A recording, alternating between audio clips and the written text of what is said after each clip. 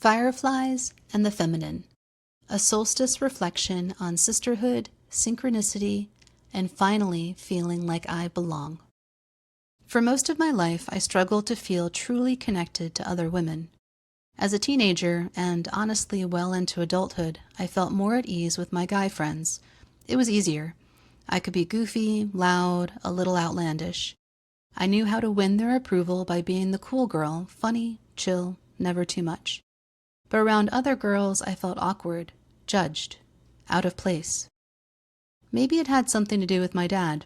With the absence of that early masculine validation, I may have spent years trying to earn it elsewhere.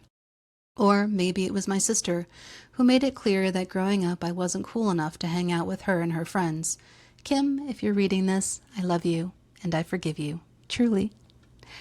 Looking back, I see that my disconnection wasn't really about them. It was about me. I was judging myself. I didn't feel worthy of sisterhood, of softness, of being seen. I thought my worth was tied to how much people wanted me around, how useful or entertaining I could be.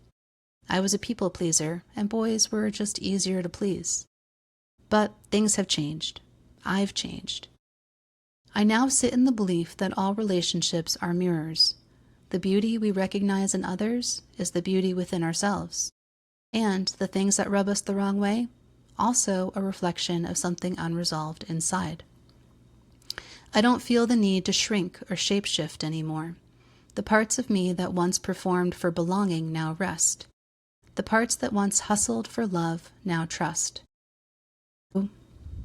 I've entered a stage of life where I am mostly surrounded by women, real women, messy, magical, intuitive, ever-becoming women. Women who hold space and hold mirrors. Women who dance barefoot under the stars and cry without shame. Women who have reminded me that I, too, am sacred.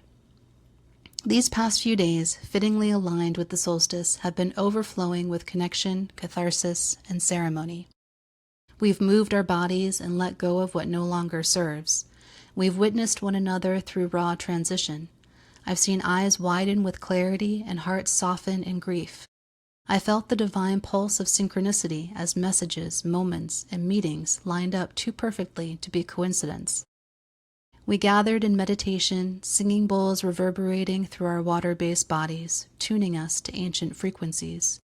We visualized re-entering the womb, our mothers and the great mothers, bathed in radiant light. From that space of pure potential, I saw my past, present, and future illuminated. And for the first time in a long time, I wasn't trying to become anything. I was. I am. Sitting in my backyard afterward, I watched the fireflies emerge one by one. At first they flickered shyly. As the sun sank, their rhythm grew bolder, more insistent, a slow crescendo timed with the stars. And then, just as the light of the cosmos took over, they vanished into the night. There is always darkness. There is always light. And in the purest part of me, in the part that knows without logic, I remembered. Like the first spark of life in my mother's womb, I am light. I shine for anyone who wants to see it. May the goddess Zorya from Slavic mythology remind us of the sacred rhythm of light and dark, she who opens the gates of dawn and watches over the stars at night. May she walk beside us in the liminal hours. May she help us trust in our own flickering light, even when the world grows dim. Like the fireflies, may we pulse with magic, knowing we are part of something much greater than ourselves. And maybe, just maybe, she watches from the treetops as a dog sits quietly beneath the stars, fireflies dancing all around. I'd love to hear from you. Have you ever experienced a turning point in your relationship with the feminine, with your own inner self?